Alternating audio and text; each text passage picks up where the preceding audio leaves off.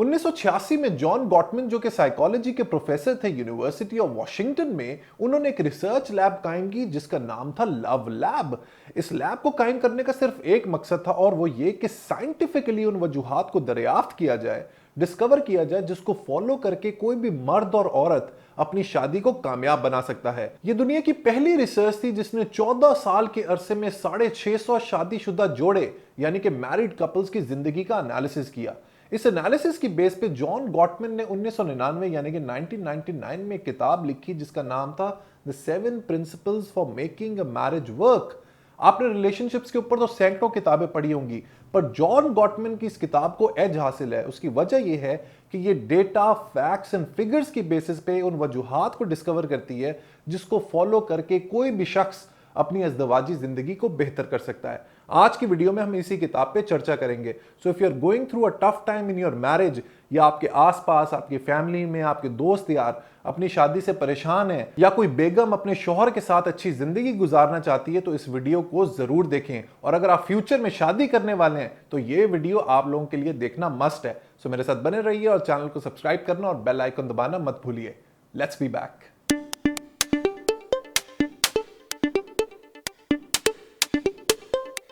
Gottmann की ये किताब बड़ी यूनिक है क्योंकि ये कुछ मेजर मिथ्स को बस्ट करती है, कुछ ऐसी रिवायती बातों को रद्द करती है जिसको हमारे मुआशरे में आमतौर पे तस्लीम किया जाता है। मसलन ये कि हम लोग अक्सर इस बात का गुमान करते हैं कि जो हैप्पी कपल्स होते हैं, जो आपस में खुश रहते हैं, उनमें कभी कोई कॉन्फ्लिक्ट नहीं होता, कभी लड़ाई झगड़ा नहीं होता, कोई आर्गुमेंट नहीं होता।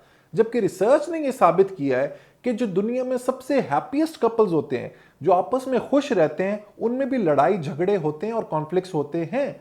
फर्क सिर्फ ये होता है दोस्तों कि ये लोग जो हैप्पी कपल्स होते हैं वो इस कॉन्फ्लिक्ट को, इस आर्ग्यूमेंट को बेहतर तौर पे मैनेज और हैंडल कर लेते हैं। लिहाजा अगर आपके स्पाउस से लड़ाई होती है तो घबराएं बिल्कुल नहीं, इस कॉन्फ्लिक्ट को मैनेज करना सीखें। अब इस कॉन्फ्लिक्ट मैनेजमेंट के हवाले से भी बहुत सारी मिथ्स हैं, जैसा कि आपको अक्सर मैरिज काउंसलर्स ये बोलते नजर आएंगे कि भाई कम्युनिकेशन इज द की।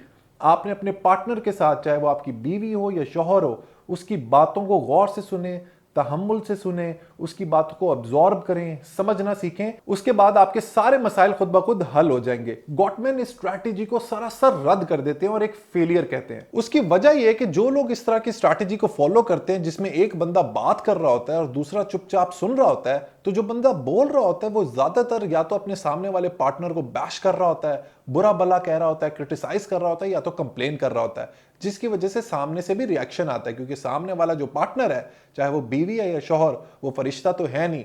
लिहाजा गॉटमैन के हिसाब से ये एक फेलियर है।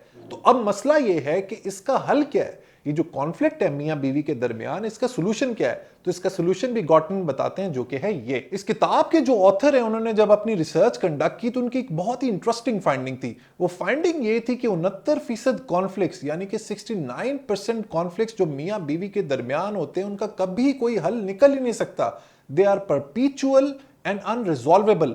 अब मैं आपको इसकी कुछ मिसालें देता हूं। फॉर एग्जाम्पल, एक पंजाबी लड़के ने एक पख्तून लड़की से शादी की और जब उनकी औलाद हुई तो दोनों में ये कॉन्फ्लिक्ट शुरू हो गया कि वो पंजाबी बोलेंगे या पश्तो जबान बोलेंगे। अब ये कुछ ऐसा कॉन्फ्लिक्ट है जिसका ज्यादातर कभी कोई हल निकल ही नहीं पाता और मियां बीवी सारी उम्र इस बात पे लड़ते रहते हैं।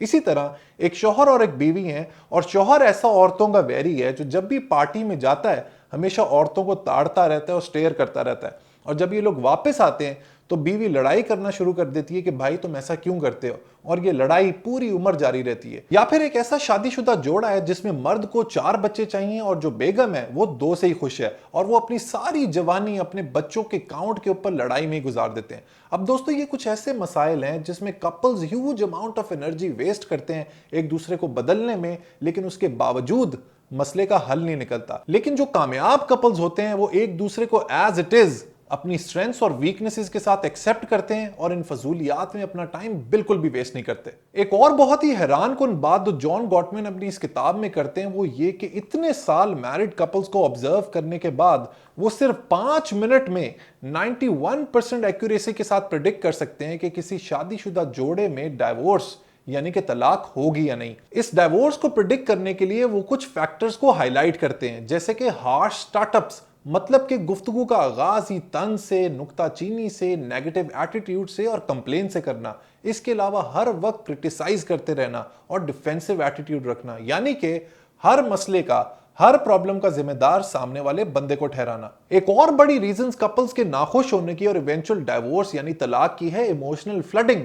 इमोशनल फ्लडिंग से दोस्तों मुराद है कि अपने पार्टनर को, अपने स्पाउस पर इतने वर्बल अटैक्स करना, इतना बुरा भला कहना कि वो इमोशनली फ्लड हो जाए और ओवरवेल्म हो जाए।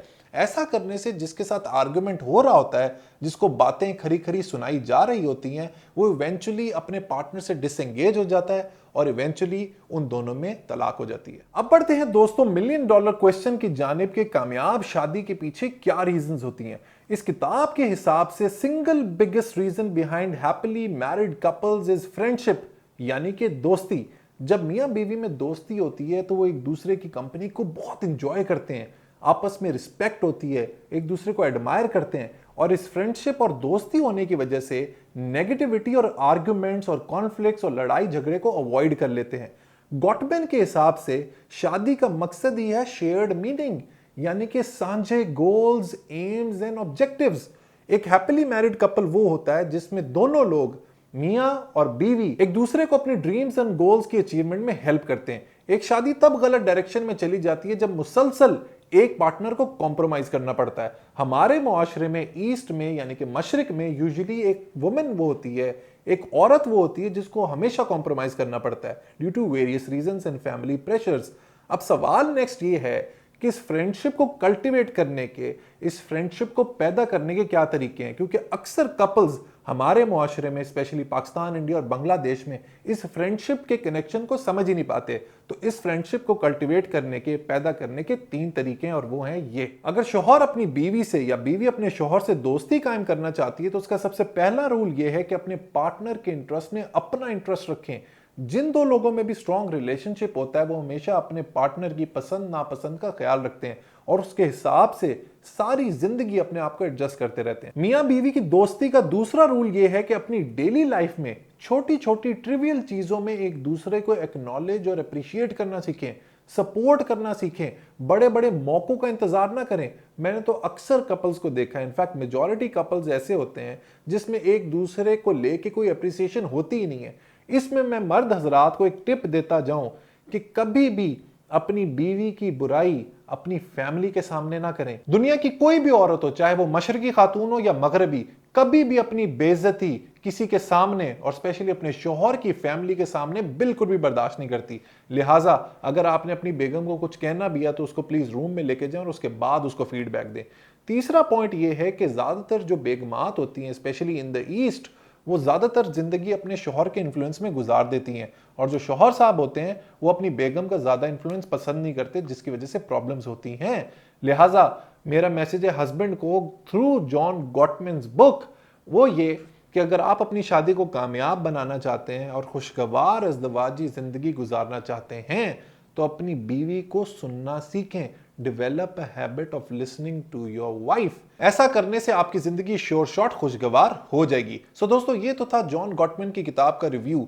आपको क्या लगता है कि इनके जो पॉइंट ऑफ व्यू हैं वो आपसे रेजोनेट करते हैं या नहीं? आप इससे एग्री करते हैं या डिसएग्री? मुझे फीडबैक सेक्शन में जरूर बताइएगा।